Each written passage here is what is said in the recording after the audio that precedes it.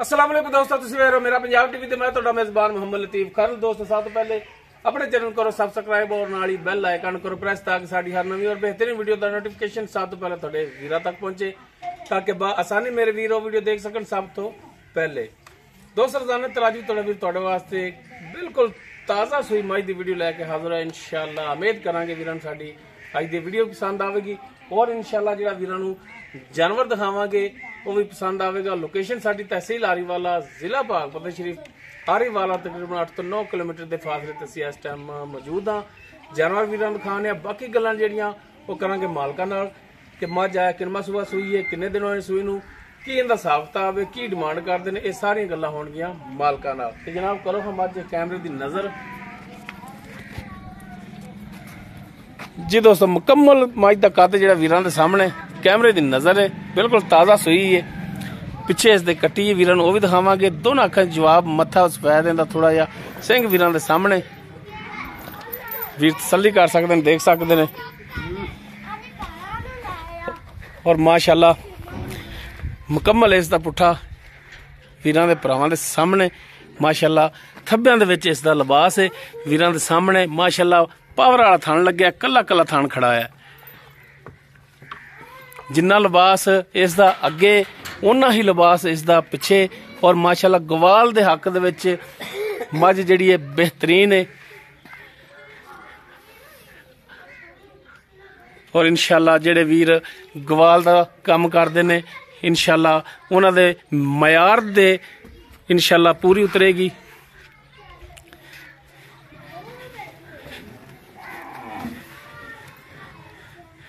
माशाअल्लाह जी वीरां दे सामने कहण कवाने गल्लां नहीं, सोना मिट्टी वीरां दे सामने कर दिता है। माशाअल्लाह कला कला थान खड़ा है। थान जेड़े ने बोले नाल भरे ने, ताज़ा सूई है। जेर दे विच खड़ी हाली, बोले दे विच खड़ी, जेर हाली इसने नहीं पाई। इस वजह तो थान थोड़ा जा वीरां नूं लम्मा मलूम हो रहा है क्योंकि थान जेड़े ने बोले नाल भरीजे खड़े ने। बिल्कुल ताज़ा सूई है। पिछे जेड़ा माशाअल्लाह कट्टी है, कट्टी इस दे पिछे कट्टी भी हाली बिल्कुल गिल्ली खड़ी हुई है, बिल्कुल ताज़ा सूई है। जनाब इन छड़ के माड़ा तोड़ के दिखाया है।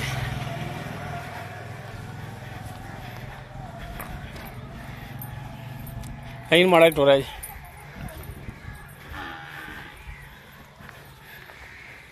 लो जी माशाअल्लाह टुरन फिरन वीरां दे भरावां दे सामने वीर तसलियां करन। टोर लो टोर लो।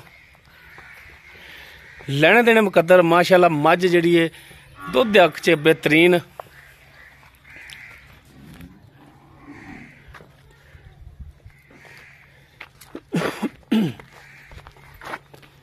बाकी डिटेल इसकी पुलांगे मालकां तो।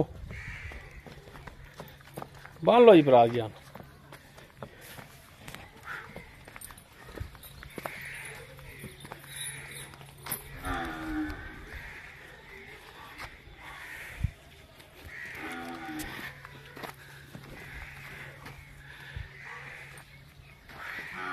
जी अस्सलाम वालेकुम।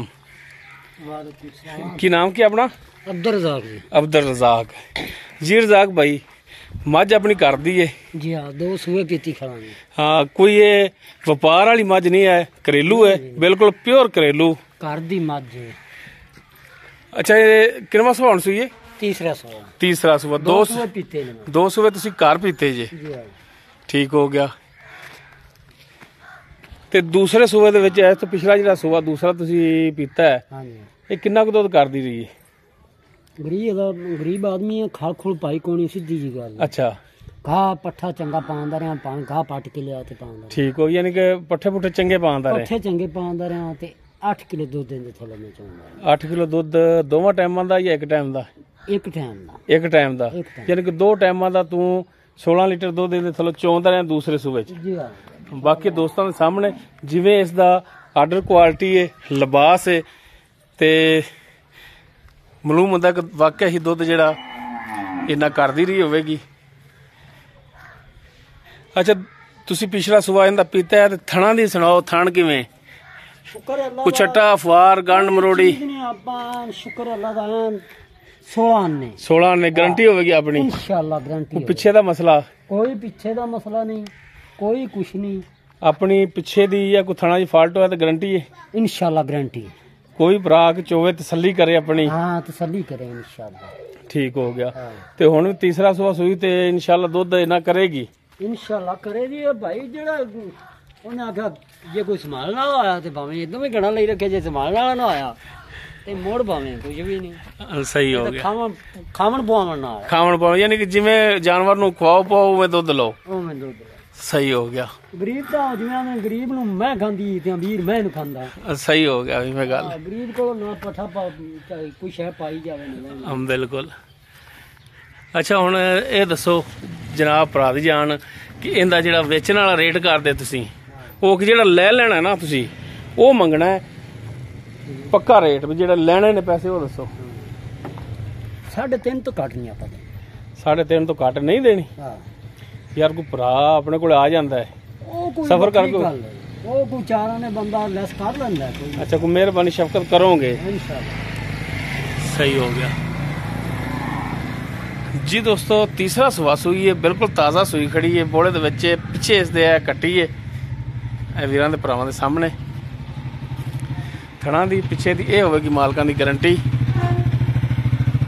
3.5 ਲੱਖ ਇਸ ਦੀ ਫਾਈਨਲ ਜੀ ਡਿਮਾਂਡ ਹੈ। ਬਾਕੀ ਇਨਸ਼ਾਅੱਲਾ ਇਸ ਦੇ ਵਿੱਚ ਥੋੜੀ ਬਹੁਤ ਗੁੰਜਾਇਸ਼ ਵੀ ਹੋਵੇਗੀ। ਅਗਰ ਕਿਸੇ ਵੀਰ ਦੇ ਜਾਨਵਰ ਪਸੰਦ ਆ ਜਾਂਦਾ ਹੈ ਉਹ ਵੀਰ ਨੰਬਰ ਤੇ ਰਾਬਤਾ ਕਰ ਸਕਦਾ। 0321 57 29 251 WhatsApp ਕਾਲ ਨੰਬਰ ਹੈ। ਵੀਡੀਓ ਅਗਰ ਵੀਰਾਂ ਨੂੰ ਪਸੰਦ ਆਵੇ ਇਹਨੂੰ ਲਾਈਕ ਸ਼ੇਅਰ ਔਰ ਕਮੈਂਟ ਜ਼ਰੂਰ ਕਰਿਆ ਜੀ।